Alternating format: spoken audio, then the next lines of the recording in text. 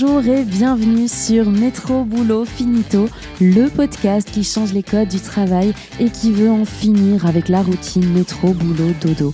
Dans ce podcast dédié au travail, on parlera efficacité, relations au travail, bien-être, mais aussi vision du travail de demain. Je m'appelle Marline et j'aide les entreprises à adopter de nouvelles méthodes de travail en se reconnectant à l'essentiel. J'espère que vous êtes prêts à booster votre journée parce que c'est parti pour un nouvel épisode.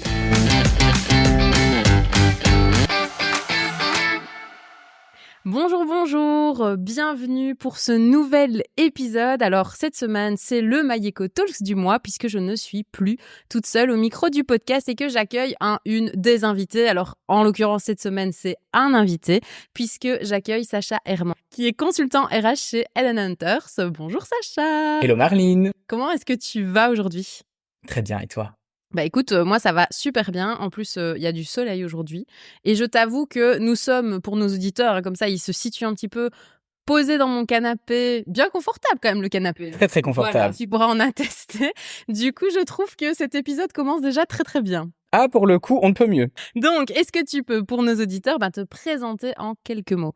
Bien sûr, donc je m'appelle Sacha Herman, j'ai 26 ans, j'habite dans la région de Charleroi, comme vous pouvez l'entendre à mon bel accent. Je suis consultant RH, du coup, chez Headhunters depuis quelques mois. Et avant ça, j'ai notamment travaillé depuis quelques années dans le domaine du recrutement et de la gestion de talent, aussi bien en entreprise que en cabinet de recrutement. Ok. Et du coup, donc toi, tu as toujours été dans les RH dès que tu es rentré dans le monde professionnel ?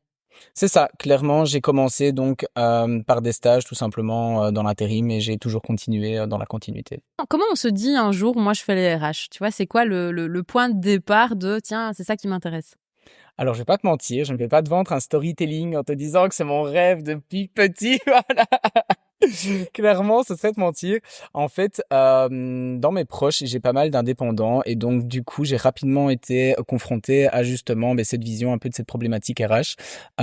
Parce que c'est pas facile en fait de recruter du personnel, de pouvoir gérer justement tout l'aspect gestion salariale, gérer comment faire pour que mes salariés soient contents, soient heureux de venir travailler.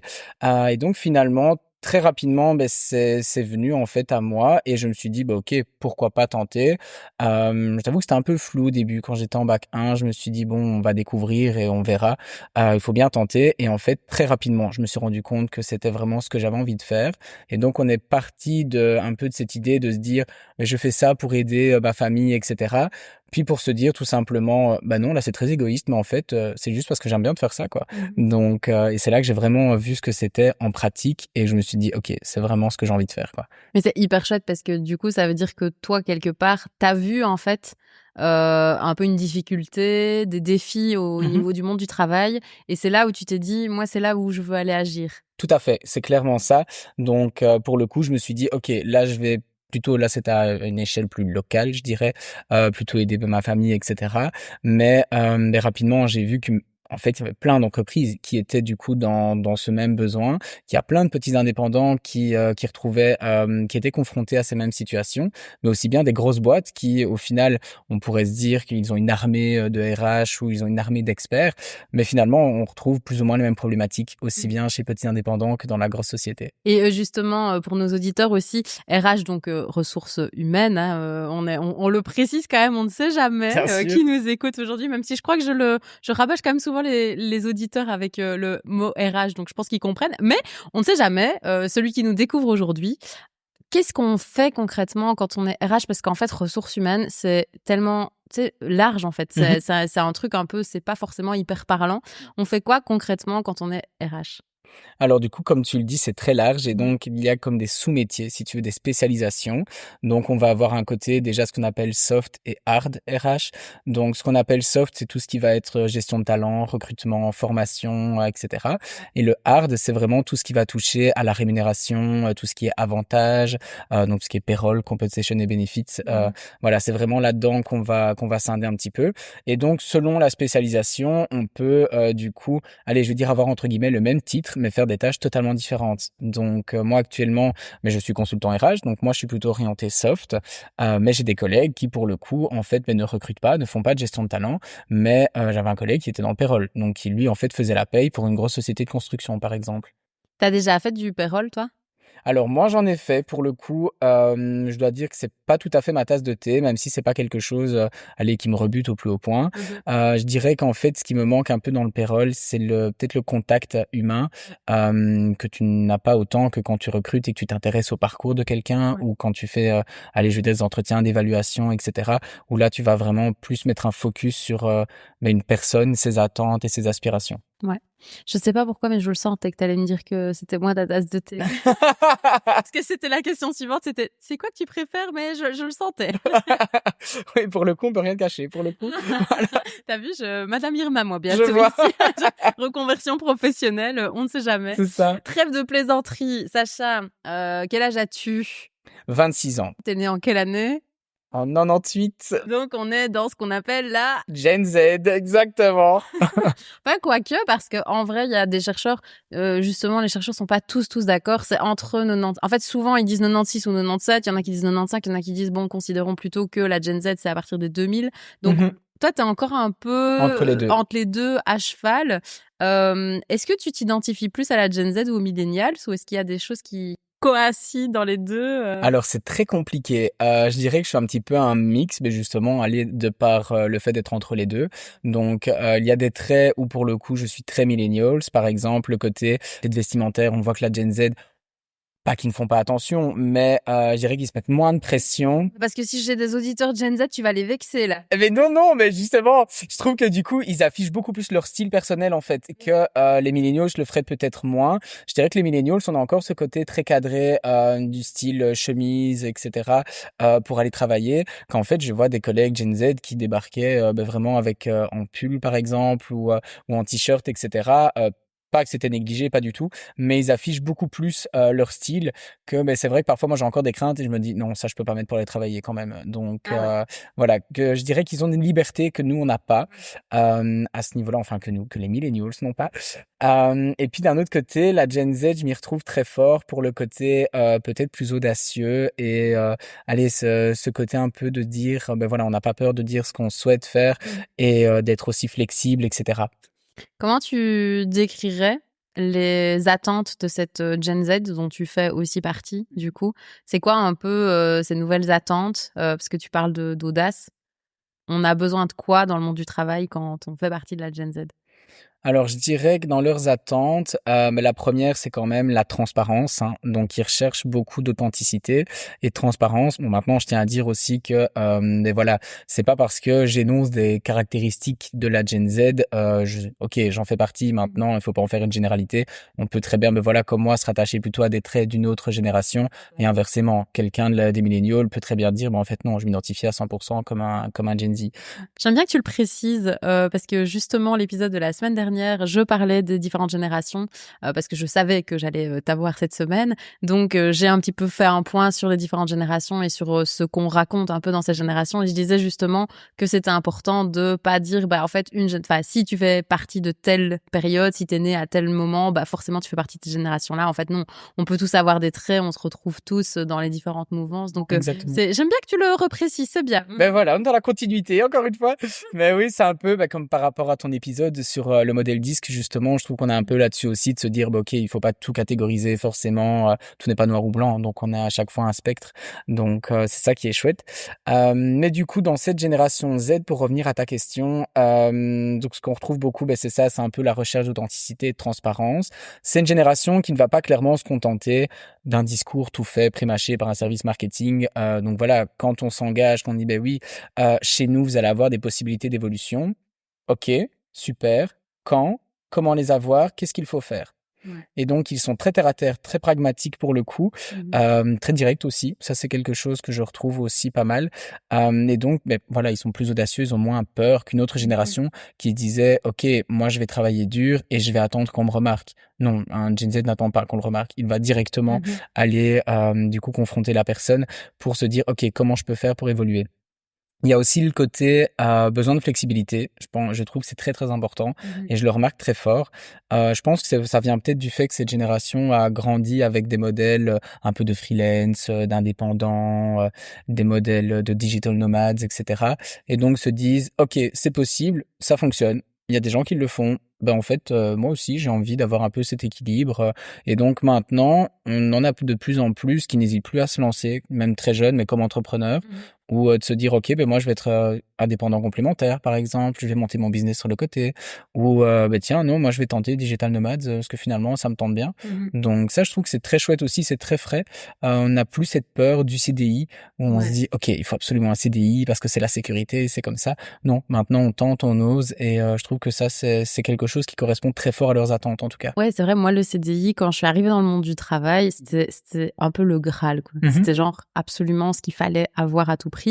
Et puis parfois, en fait, et je me suis rendu compte en parlant avec certaines personnes qui ont eu des expériences de travail qui ont été difficiles aussi, parce que on en parle, enfin, tout le monde a la responsabilité aussi de ses choix et de la manière dont il va avancer dans la vie, mais le management toxique, des patrons qui sont très compliqués, etc., qui abusent un peu au niveau de tes limites, ça existe. Et donc, parfois, en fait, je me suis retrouvée face à des gens qui étaient coincés dans une situation où t'es un peu au bord de... En fait, j'en peux plus, mais en même temps, j'ai plus les ressources et l'énergie nécessaires pour chercher quelque chose ailleurs. Et donc, en fait, j'ai pas envie d'être malade parce que je suis pas malade. Tu vois, t'as aussi beaucoup ce truc de je ne suis pas malade.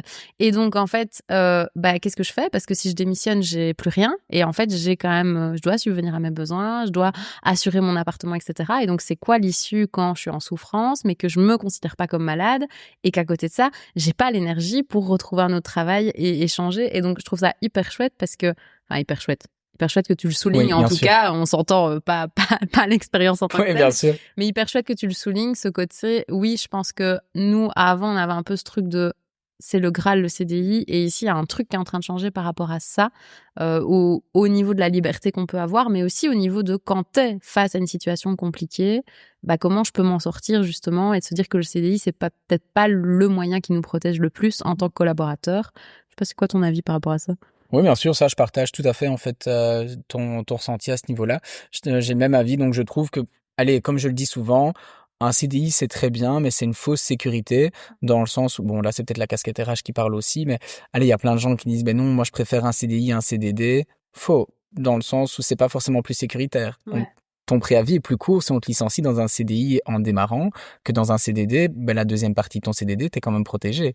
Donc, l'employeur a l'obligation, du coup, s'il te licencie, mais de te payer des indemnités équivalentes, du coup, à la fin de ton contrat. Et donc, allez, ça reste quand même quelque chose de plus sécuritaire. Et en fait, c'est parce qu'il y a toute cette idée de l'ancienne génération qui a construit tout un mythe autour du CDI. Donc, et ça, je trouve que, justement, allez, c'est assez chouette de se dire maintenant, ok, ça se déconstruit petit à petit. On se rend compte que non, on ne doit pas forcément être lié à ça parce que comme tu le disais, il y a des gens qui sont en situation de mal-être mais qui vont rester par loyauté entre guillemets. Donc bon, c'est vrai que les auditeurs ne le voient pas, mais loyauté. Voilà. Il a fait des guillemets, je précise. Voilà. Du coup que on n'a plus forcément cette même conception de la loyauté. Donc allez, c'est vrai que même dans mon expérience perso, j'ai pu travailler avec des collègues qui en fait ne se plaisaient plus dans la boîte mais depuis des années, qui passaient pour les aigris de service et tout le monde disait ah mais non, mais en fait cette collègue-là, impossible de travailler avec elle parce que à chaque fois elle râle sur tout et rien.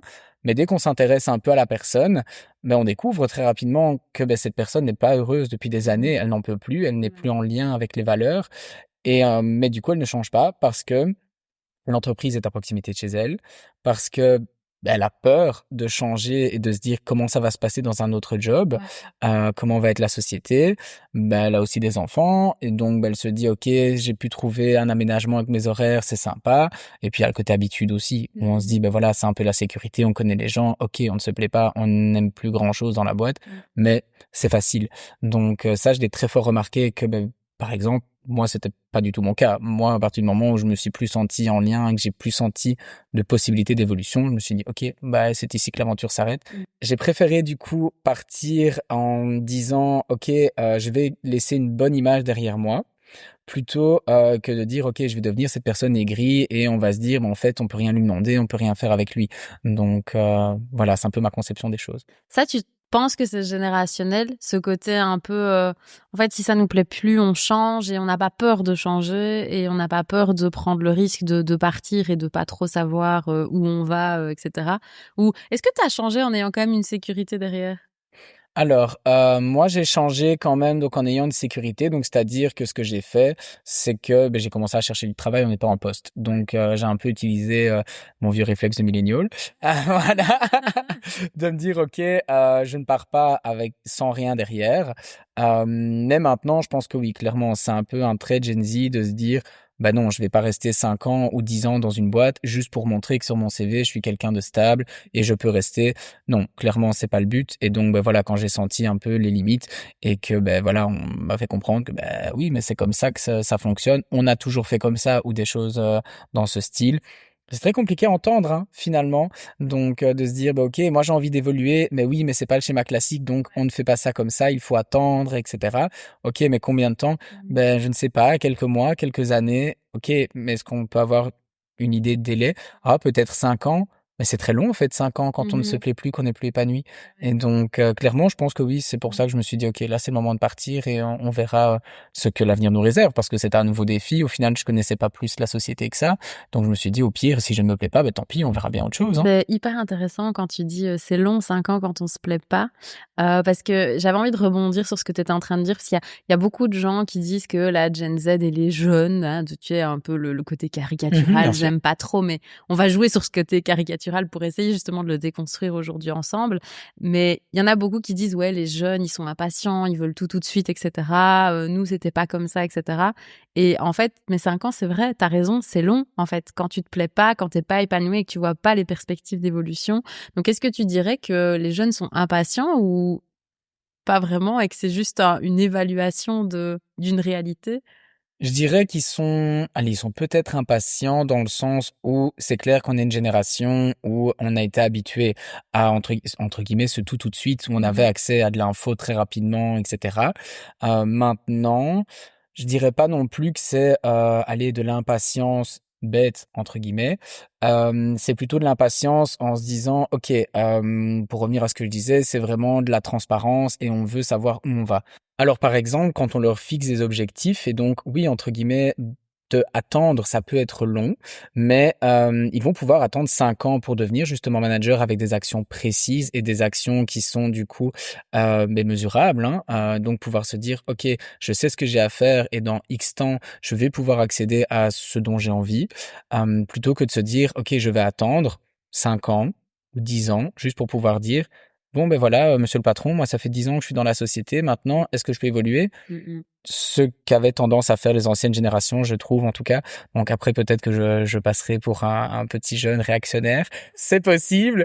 Mais voilà, en tout cas, moi, c'est ce que j'ai constaté. Et donc, j'ai vu notamment des jeunes collègues qui étaient engagés, notamment donc chez mon ancien employeur, avec un trajet de développement, justement, dès le début, où on leur disait, voilà, ici, tu rentres dans la société comme assistant, project manager. Et l'idée, c'est qu'en fait, pendant 2 ans, tu vas te former pour petit à petit pouvoir devenir project manager junior et ensuite évoluer.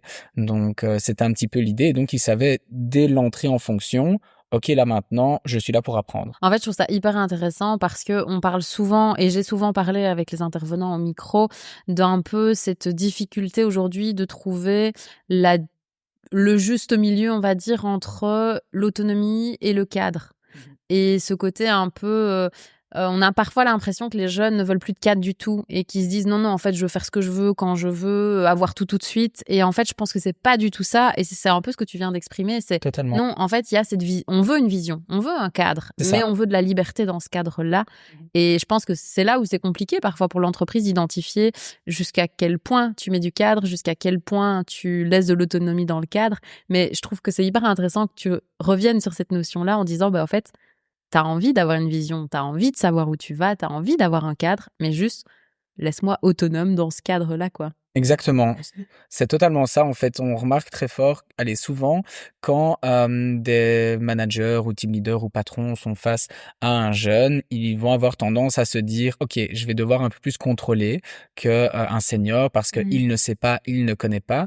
OK, d'accord, peut-être qu'il n'est pas formé, qu'il n'a pas tout l'historique par rapport aux autres employés de la société, mais c'est pas pour autant qu'il n'ait pas plein de ressources. Il a aussi appris à chercher l'info, il a appris aussi comme toute personne, à construire une réponse ou à se renseigner pour essayer justement donc de répondre aux attentes. Et donc à ce niveau-là, je trouve, comme tu le dis, ben voilà, il faut laisser une certaine autonomie quand même parce que c'est comme ça qu'on raisonne le mieux au final. Et il y a plein d'études qui le mentionnent que ben, le micromanagement en fait est contre-productif. Donc, je ne vois pas pourquoi, malheureusement, ça existe toujours. Je vois pas pourquoi certains y tiennent Mmh. comme si, ben voilà, c'était un petit peu le saint graal et que c'était la notion absolue du management pour les jeunes, alors que ben, au final, non, on a remarqué que ben voilà, des petits jeunes à qui on donnait un cadre, comme tu le dis, donc à qui on donne des infos qu'on suit quand même pour ne pas ben, les laisser abandonner à leur triste sort. Mmh. Mais du coup, ben, que ces jeunes qui ont un cadre derrière eux obtiennent de super bons résultats et en fait apprennent très vite. Oui, justement, tu parles de ce management et de micromanagement, ce fameux mot qu'on adore. Faudra d'ailleurs que je fasse un épisode sur le micromanagement. On me l'a déjà demandé Bonne plusieurs idée. fois en plus, donc c'est bien, tu sais, je vais noter dans ma to-do. Attends, il faut faire ça. Bonne idée. Je Merci Sacha l'écouterai. d'être venu, c'est bien, tu me donnes des idées. Mais je l'écouterai comme les autres, donc voilà. Mais donc, justement, par rapport à ce management, toi qui as été salarié dans plusieurs boîtes, est-ce que tu as été confronté à différents types de management? Oui. Et est-ce qu'il y a eu des expériences qui ont été plus compliquées que d'autres? Est-ce que tu peux nous raconter un petit peu? Bien sûr. Ben, je dirais que quand j'ai commencé, donc mon premier job dans l'intérim, du coup dans le recrutement, à ce niveau-là, j'étais plutôt sur un management très proche et on peut le dire clairement très similaire à du micromanagement, si OK. ce n'en était pas. Mmh. Donc, mais là, ça a été assez compliqué dans le sens où ben, ça marque quand même, ça apprend certains réflexes, on va pas se mentir, Mmh. mais parfois des réflexes qui sont négatifs et néfastes aussi. Donc là où je remercie beaucoup cette entreprise, c'est que ça m'a permis d'apprendre plein de choses, notamment au niveau rigueur, au niveau organisation, etc. Ça a permis de compenser plein de points que je n'avais pas, parce que voilà, plot twist, je ne suis pas quelqu'un d'organisé de manière innée. J'ai dû travailler là-dessus, et donc ben, c'est ma chef de l'époque qui m'a donné justement des pistes, etc. et qui m'a appris à avoir une structure. Mais d'un autre côté, j'ai gardé certaines petites choses pendant ben, pas mal de temps, dont notamment le fait de se justifier parfois de trop, ou ben, trop souvent en tout cas, ou de s'excuser trop souvent, parce qu'il y avait ce côté de se dire ok, on me surveille parce qu'en fait mon travail n'est pas bon, je ne fais pas du bon boulot. Ouais. Et donc ça a été très compliqué. J'ai fini par quitter cet environnement parce qu'en fait ben, ça ne m'allait plus du tout, ça ne me Ouais. convenait plus du tout. Mmh. Et petit à petit j'étais en train de m'éteindre, pour être tout à fait honnête. Donc c'est là que je suis arrivé du coup dans une grosse société de construction. Et ben là, en fait, j'ai redécouvert un peu un autre côté où là, ma manager était en Flandre, donc au siège de la société. Moi, je travaillais toujours dans la région de Charleroi, donc c'est un management plutôt à distance. Et donc, bon, on avait un petit meeting d'un quart d'heure chaque jour pour un peu ben, faire le point ensemble, ok, quelles sont les priorités de la journée, etc. Mais pour le reste, c'était très autonome. Et en fait, ben, là où d'un côté, je pensais que je faisais un très mauvais boulot, que j'étais vraiment pas bon, mais de l'autre côté, on soulignait mes forces et on me disait: «Ah non, c'est très bien, c'est génial ce que tu as fait. Ah, quelle bonne prise d'initiative. Ah, c'est top». Et donc je me disais: «Mais tiens, il me semblait que j'étais vraiment pas bon», et donc il y avait un peu ce syndrome de l'imposteur au début, se dire, «Oh my god, mais quand ils vont s'en rendre compte, comment ça va se passer?» Et en fait, bah, finalement non, j'étais pas si mauvais que ça.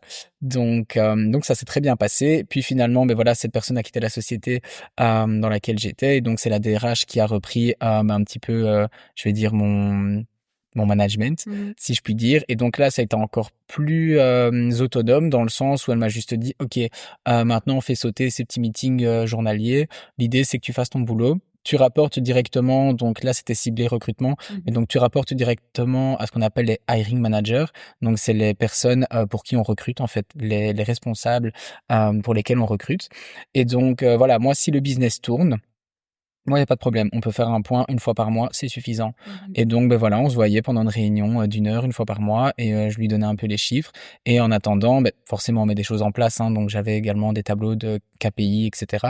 Donc, pour pouvoir, allez, lui donner quand même une vue à Oui, c'est ça. distance. Et suivre un petit peu l'évolution de ce que tu es en train de faire. Voilà, c'est ça. Donc, elle voit un peu ben, ce qui se passe aussi au sud.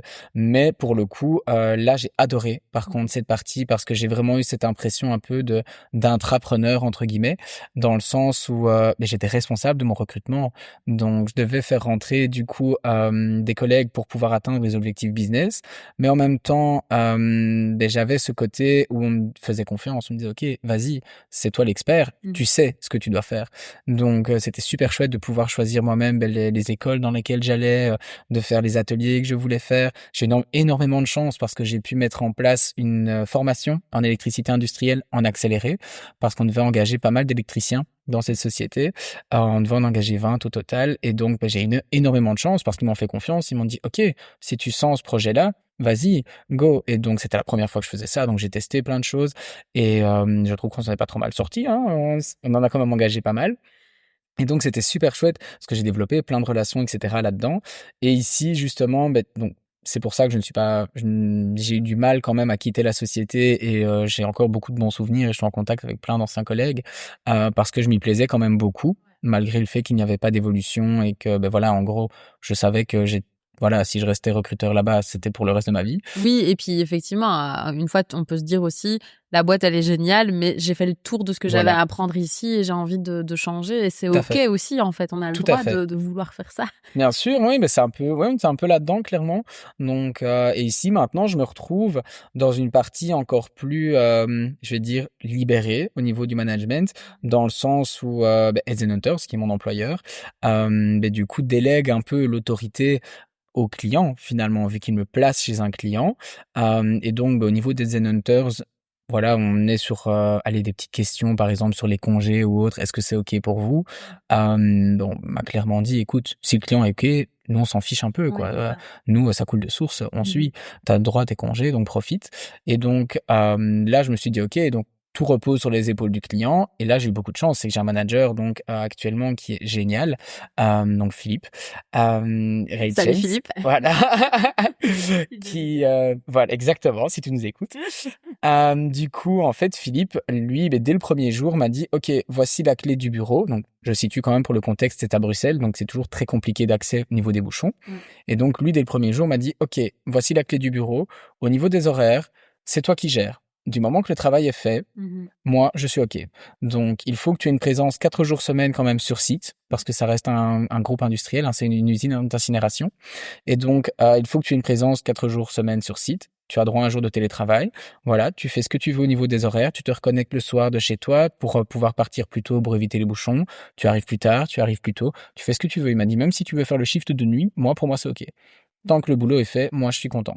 Et donc, là, il y a vraiment ce côté responsabilisation, autonomie, et qui est encore plus marqué. Et franchement, c'est que du bonheur parce que du coup, bosser pour Philippe, ça te permet de pouvoir aussi se développer et de se dire, OK, c'est génial, on me fait confiance. Et donc, je viens un peu comme l'expert, comme le responsable, en lui disant, OK, voilà, Philippe, tu m'avais demandé de faire ça, ça et ça. OK, j'ai pris ce projet-là, j'ai fait ceci. Voilà, regarde, c'est OK pour toi. Et donc, au final, on est très autonome, c'est très sympa pour le coup, comme approche. C'est hyper chouette, mais ça rejoint un petit peu ce qu'on disait. Hein, donc, ces attentes, on va dire, des nouvelles générations avec ce besoin d'autonomie et ce besoin aussi de responsabilisation. C'est clair. Tu le dis, c'est à un moment donné, tu as aussi la responsabilité de, si tu as un projet qui foire ou un échec, c'est aussi toi et t'es OK de prendre aussi ça sur tes épaules, entre guillemets, on va dire. Mais en fait, il y a un truc qui m'a marqué dans ce que tu m'as dit et j'avais envie qu'on fasse un micro-détour sur ça, c'est t'as dit, je sentais que j'étais en train de m'éteindre et donc il fallait que je parte.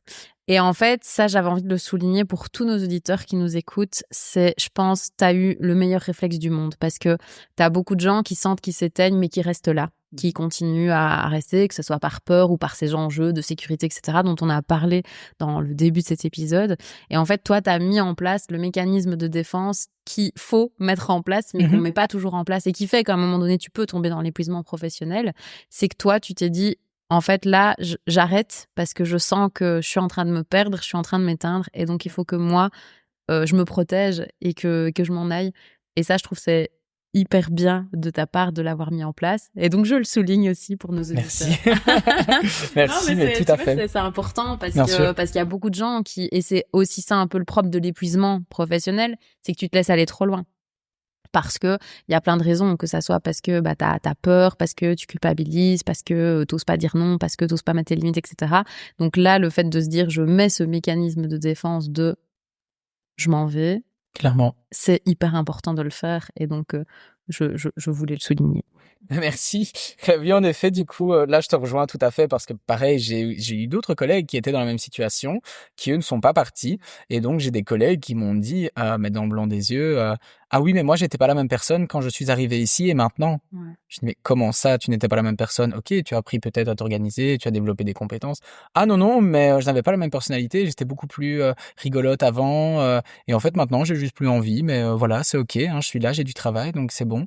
Je me dis, mais non, c'est pas ok du tout, en fait. Et moi, je commençais à avoir un peu ce côté-là, de me dire, allez, je suis quelqu'un qui est comment dire, très enthousiaste, très spontané, jaune, si on en revient au disque, voilà. Mais du coup, là, je perdais ce côté-là, en fait, justement. Et donc, je voyais que quand j'allais travailler, j'avais pas envie d'y aller, j'avais plus cette envie. Et j'osais plus forcément, voilà, faire mes petites blagues ou rire comme je le faisais. Et petit à petit, en fait, il y avait même des fois où, allez, je suis quelqu'un de nature très bavarde et je pourrais parler qu'une porte. Mais là, il y avait des fois où on entendait les mouches voler toute la journée.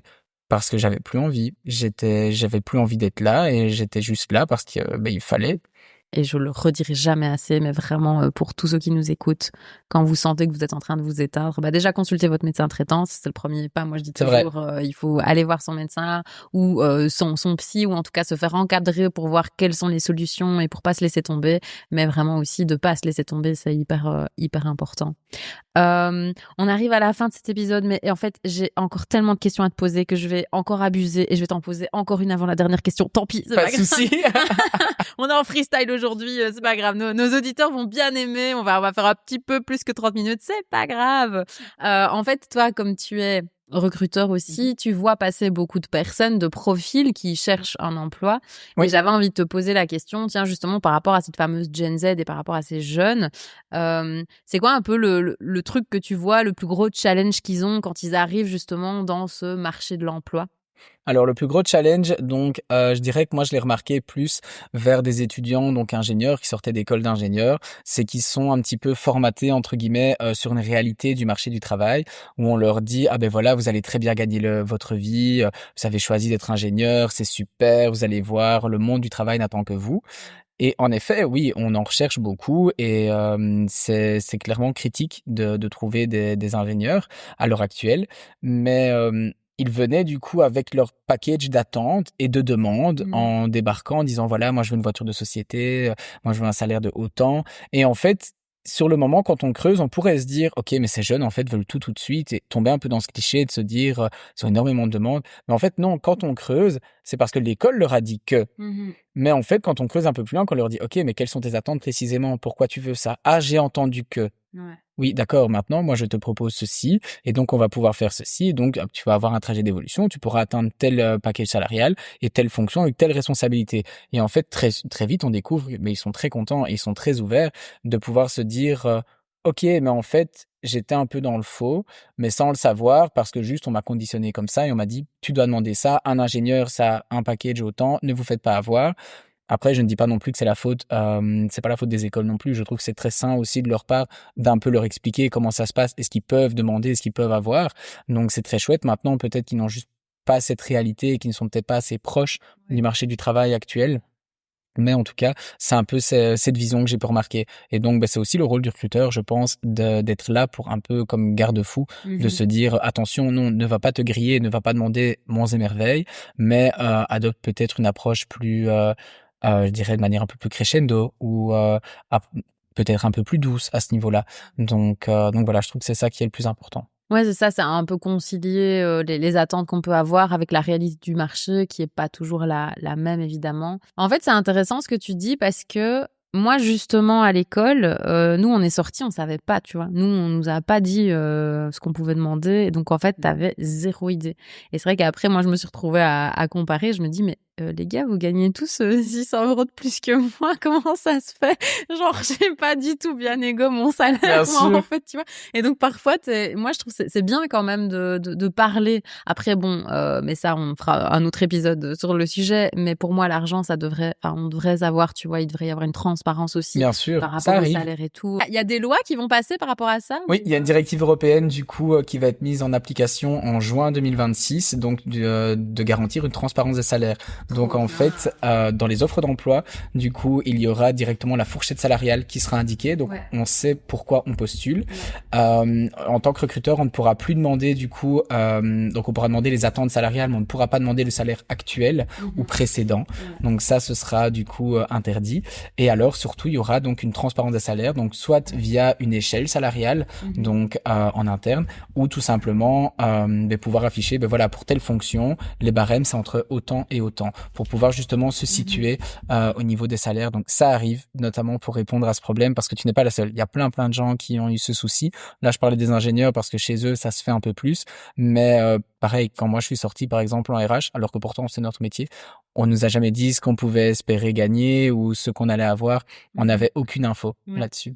Et c'est vrai que du coup, c'est hyper bien cette transparence et j'espère que nos auditeurs sont contents d'entendre qu'au niveau de législation, il y a des choses qui se mettent en place aussi. Clair. C'est sûr que c'est hyper important. Je trouve que ça bouge et ça fait du bien de voir qu'il y a des choses qui se mettent en place et qui bougent. Ouais. Ça, c'est très chouette à ce niveau-là. Peut-être un peu moins pour les RH qui doivent le mettre en place parce qu'on tremble un peu, parce que c'est un gros changement pour nous, parce que ça veut dire beaucoup de boulot derrière. Mais honnêtement, oui, je suis très content. Je trouve ça très très chouette. Ça permet d'assainir la relation, parce que moi, je suis assez fan de modèle anglo-saxon, de pouvoir se dire, OK, l'argent n'est pas tabou, on peut parler d'argent. Et voilà, moi, j'ai jamais eu aucun problème à parler d'un salaire avec quelqu'un ou autre, sans souci. Donc, je trouve que oui, c'est assez chouette. C'est un bon point. Oui, c'est vrai que pareil, moi non plus, j'ai jamais eu trop de soucis de dire ce que je gagnais ou ce que je gagnais pas avec mes potes ou avec mon entourage. Et c'est vrai que tu sens qu'il y a des gens, ils sont hyper réticents, ils veulent très pas tabou. trop, c'est hyper tabou pour eux. Donc, c'est cool. Ça se millénial, hein, le tabou. Voilà. Ouais, c'est vrai, ça, c'est milléniaux, le tabou. Mais tu vois, moi, je suis un peu Gen Z aussi. Je vois ça. Sur certains points, voilà. Écoute, Sacha, on arrive à la fin quand même de cet épisode. On a un peu abusé, là, on a tiré un peu sur la longueur. Mais là, c'est vraiment la dernière question que je vais te poser. Et c'est la question un peu signature. C'est celle que je pose à absolument tous les invités qui passent par le podcast. Bah, tu le sais, aujourd'hui, il y a des enjeux. On a parlé beaucoup de la Gen Z, de ses nouvelles attentes, etc. Il y a aussi les enjeux climatiques, sociétaux qu'on connaît. Et dans tous ces enjeux-là, et dans ce monde qui est un peu en mouvement, mais qui sait pas trop vers quel mouvement il va, quel monde et quel travail, en fait, on a envie de construire pour demain? Pour toi, en fait, le travail de demain, c'est quoi? Alors, je dirais que le travail de demain, c'est un monde du travail plus transparent. Vraiment, je pense que c'est quelque chose qui va vraiment être très marqué. Ça, avec la flexibilité, peut-être vers des modèles un peu plus hybrides. Et là, je parle pas vraiment que du télétravail, mais par exemple, beaucoup plus d'implication des freelances. Je pense que le salariat va connaître un peu un petit déclin. Moi, c'est comme ça que je le vois en tout cas. Mais voir des gens qui vont avoir un peu plus d'envie de basculer entre un poste d'indépendant complémentaire, à côté de leur job en CDI, peut-être pourquoi pas prendre demi-temps pour pouvoir un peu voir d'autres choses. Je pense qu'à ce niveau-là, on va vraiment voir un avant-après, voir peut-être plus une augmentation du full remote, même si je sais que c'est pas tout à fait ce que la tendance indique pour l'instant avec le retour au full présentiel à ce niveau-là, mais en tout cas, c'est ce que j'espère, c'est de voir un monde du travail qui comprend en fait un petit peu ce dont l'humain a besoin, et donc qui se dit ok, on n'a pas besoin forcément de micromanager ou autre, et je l'espère aussi peut-être un monde du travail plus diversifié, un retour du D&I, donc non pas comme aux États-Unis, mais voilà, j'espère que ça va être un peu plus marqué en tout cas. Ah bah écoute, très intéressante vision du travail de demain, je nous le souhaite aussi. Donc pour résumer, plus de transparence, plus de flexibilité. Exact. Et plus de diversité. Voilà. On fera le point dans 20 ans, on en rediscute. Ouais, voilà. Écoute, dans 20 ans, rendez-vous sur ce même canapé. Exactement. Mais écoute, Sacha, merci beaucoup pour ce petit moment avec moi. J'allais dire avec toi, mais enfin, tu m'as compris. Merci à toi de m'avoir invité. Ça marche dans les deux sens. Est-ce qu'il y a un petit point de contact où les gens peuvent te retrouver, discuter avec toi, échanger s'ils ont envie après le podcast, par exemple? Bien sûr, sur LinkedIn, tout simplement, Sacha Herman, donc Sacha avec 2 S et Herman, H-E-R-M-A-N. Eh ben, écoute, moi, je mettrai de toute façon les liens dans la description de cet épisode, comme ça les gens peuvent te retrouver facilement. Je te remercie encore pour ce petit moment. J'ai adoré. On a parlé beaucoup. Ah, moi aussi, pas c'était assez. génial. On n'a pas parlé assez. C'est sûr. Donc, merci beaucoup. Et puis, pour tous nos auditeurs, merci d'être au rendez-vous chaque semaine pour ceux qui sont là chaque semaine. Et si vous êtes là pour la première fois, j'espère que vous reviendrez, dis donc. Je vous souhaite une très belle journée à tous et à la semaine prochaine pour un nouvel épisode. Nous voilà à la fin de cet épisode de podcast. Déjà, merci d'être resté jusqu'au bout. Si cet épisode vous a plu, n'hésitez pas à laisser une note et un commentaire sur votre plateforme d'écoute. Et puis un petit partage sur vos réseaux, ça fait toujours plaisir et ça aide à faire connaître le podcast. Pour échanger, proposer vos idées de contenu et partager vos expériences, c'est sur Instagram et LinkedIn que ça se passe via le compte Mayeko Design. Je vous mettrai les liens en description. Il est temps pour moi de vous dire au revoir. On se retrouve la semaine prochaine pour un nouvel épisode. Et d'ici là, prenez bien soin de vous.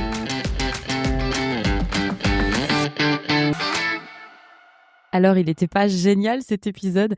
J'espère que tu l'as apprécié. J'espère que tu as aimé ce petit moment avec Sacha et que ça t'a fait réfléchir un petit peu sur tes attentes au travail à toi, sur les différentes générations, etc. Et pour te remercier d'être resté jusqu'au bout de cet épisode, la semaine prochaine, on parlera de déconnexion. Et ça, franchement, on en a besoin. Donc à la semaine prochaine et d'ici là, passe une très très bonne semaine.